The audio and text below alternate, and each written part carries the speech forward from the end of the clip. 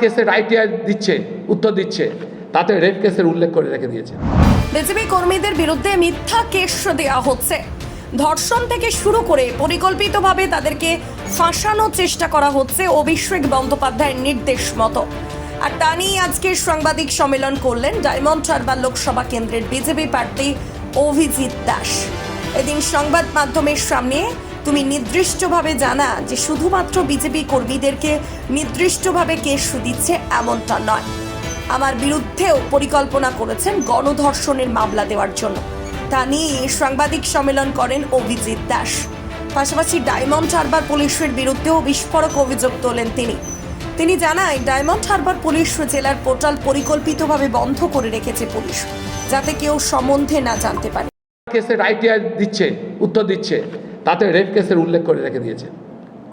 আর এই কেসের কাগজ ওদের হাতে পড়েছে, যার জন্য শওকত মোল্লা একে তো মূর্খ, কক্কর গোমাংস, আর তার লিডার যদি হয় ক্লাস 8 ফেল, তার আর কী হবে বেরোবে। পৃথিবীতে আপনি যদি কাউকে রেপ করেন, সেটা ধর্ষী, তার নাম বলতে নেই। ও স্টেজে বসে যে মহিলাকে দিয়ে অর্ডার করিয়েছিল আমার এগেস্টে, আমার অজান্তে, তার নাম বলেছে। প্লাস হাইকোর্ট থেকে, হাইকোর্টের এই অর্ডারে ওয়াশিংয়ের অর্ডার, সে অর্ডারেতে হাইকোর্টের বিরুদ্ধে গিয়ে ও সর্বসমক্ষে মোবাইল বার করে বলেছে, সেই মোবাইলের ভিডিও আপনারা অনেক সাংবাদিক পাঠিয়েছে।